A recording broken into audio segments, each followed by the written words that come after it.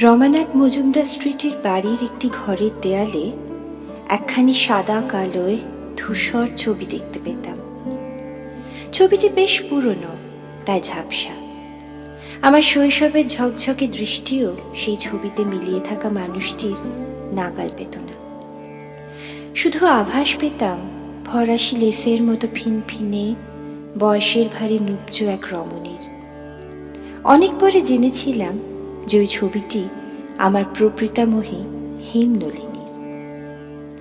কল্পনায় যে হেমনলিনীর ছবি ধরা আছে, তার রূপের বর্ণনা শুনে শুনে সে ছবি অন্য কথা বলে। ভাগ্যিস ওই বার্ধক্যে জীর্ণ হেমনলিনীর ছবি ছলনা করেছিল আমার সঙ্গে।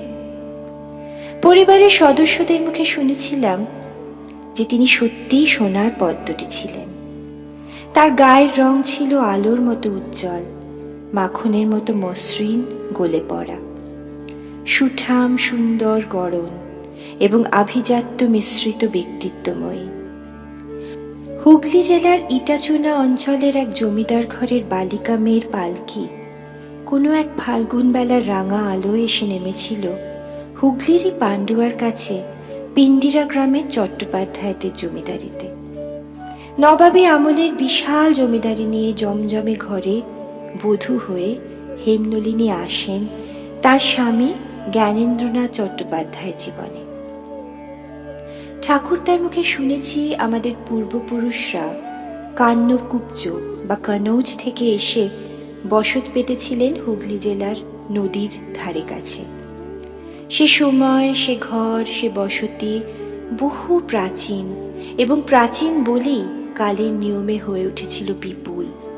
দিনে দিনে ক্ষমতা বাড়ে, দাপট বাড়ে, লেঠেলদের সংখ্যাও বৃদ্ধি পায়। পড়ন্ত দুপুরের অবসন্ন আলোয় শ্যাওলা ধরা পাঁচিলের গা বেয়ে মার্জার গতিতে সময় এগিয়ে চলত নিভে আসা বিকেলের দিকে। দাদুর মুখে ধূসর অতীতের গল্প কেমন দপদপিয়ে উঠত। দাদু বলে চলতেন সেই ঠাকুর বাড়ির কথা, যার মোটা মোটা থামে হাতি বাঁধা যেত, বংশের অধিষ্ঠাত্রী দেবী সিংহ বাহিনীর কথা, যার নিত্য পূজা হতো। কথিত আছে এই পরিবারের দুর্গাপুজোয় অতীতকালে কোনো একবার বাঘ বলি হয়, আর তাকে মনে রেখেই জায়গাটির নাম হয় বাঘকাটা পিন্ডিরা। আমার ছোট পিসি অসময়ে চলে যাওয়ার আগে একটি বাক্স হাতে দিয়ে তার প্রায় বুঝে আসা অস্ফুট স্বরে বলেছিলেন যে এর মধ্যে আছে একটি কুরুশে বোনা চাদর। চাদরটি বুনেছিলেন হেমনলিনী তার কিশোরী বেলায়। আমি যেন সেটিকে নিজের কাছে যত্নে রাখি। সেটি হাতে নিয়ে মনে হয়েছিল অতীতের মজা হলো এই যে সে যখন ছিল আমি তখন ছিলাম না, আর আজ আমি যখন আছি সেও কেমন নিশ্চিন্তে আমার হাতের মধ্যে দোল খাচ্ছে। ওই চাদরটি সেকালের হেমনলিনী আর একালের আমির মধ্যখানে একটি সেতু হয়ে অতীতকে এক লহমায় বর্তমানে এসে দাঁড় করালো। শুনেছিলাম হেমনলিনী তার স্বামীর বড় আদরের ছিলেন। জ্ঞানেন্দ্রনাথ ডাক্তারি পড়তে বিলেত যান এবং সেখান থেকে ফিরে কলকাতায় পাকাপাকিভাবে চলে আসেন কাজের সূত্রে। তার অনুপস্থিতিতে হেমনলিনীর যাতে কোনো অসুবিধে না হয় তাই তার জন্য তৈরি হয় আলাদা বাড়ি, কেনা হয় আলাদা জমি এবং তৈরি হয় বিরাট দিঘি, যেখানে হেমনলিনী সোনার পদ্ম হয়ে ফুটে থাকতেন। বুঝতে পারি তিনি ছিলেন তার সাম্রাজ্যের অধীশ্বরী এবং সময়ের সঙ্গে সঙ্গে হয়ে উঠলেন 4 কন্যা এবং 1 পুত্রের জননী। কিছু বছর আগে হেমন্তের এক পড়ন্ত বেলায় হেমনলিনীর হাতে বোনা চাদরখানি বাক্স থেকে বের করে বিছিয়ে দিয়ে অবাক হয়ে বসেছিলাম। চাদরটি হাল ফ্যাশনের, টুকটুকে লাল আর সাদা, দুটো সহজ ভাগ।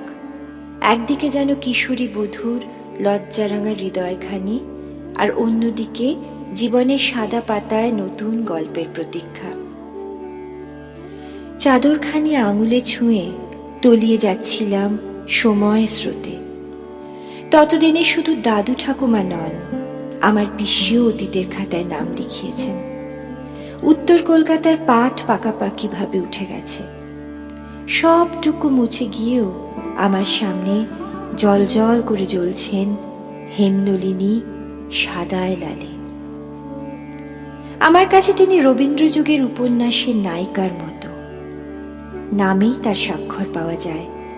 যে নারী দৃঢ়চেতা, তেজস্বিনী, নিজের ঐশ্বর্য অবলীলায় বিলিয়ে দিতে পারেন উৎপীড়িত মানুষদের প্রয়োজনে, সেই নারী তো নায়িকা। হেমনলিনী তাই ছিলেন।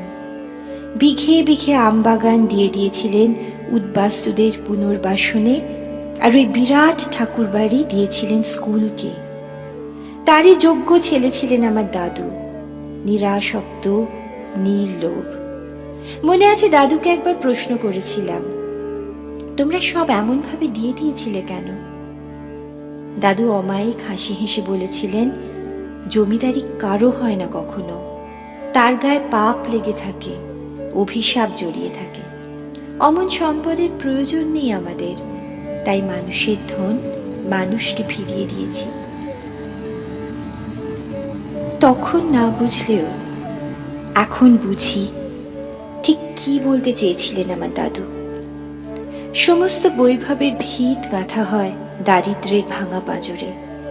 পরিবারের বুকে ঝলসে ওঠা জ্ঞানের আলো সেই সত্যকে সহজে বুঝিয়েছিল। তাই অক্লেশে সবটুকু ছেড়ে দিয়ে বিলিয়ে দিয়ে দাদু উত্তর কলকাতার শীতল পাটি মায়ায় তার সহজ সরল বৈভববিহীন সংসার পেতেছিলেন এবং সুখে ছিলেন। পূর্বপুরুষদের রক্তের অন্ধকারটুকু ছেঁকে নিয়ে আলোটুকু শিরায় শিরা ধারণ করেছিলেন। আর হেমনলিনী, তিনি এখনো আমাদেরই মধ্যে বেঁচে আছেন, তার নিজের শর্তে রূপকথার গল্পের মতো। সবটুকু লেখা সম্ভব হয় না, লিখতেও চাই না। তবে যখনই তাকে দেখতে মন চায়, বেনারসির পাট খুলে চাদরটি মেলে ধরে সময়ের ঘাটে ডুব দিয়ে দেখি বেলে জলার পান্না রঙা জলে সোনার পদ্মের মতো ভেসে বেড়াচ্ছেন হেমনলিনী।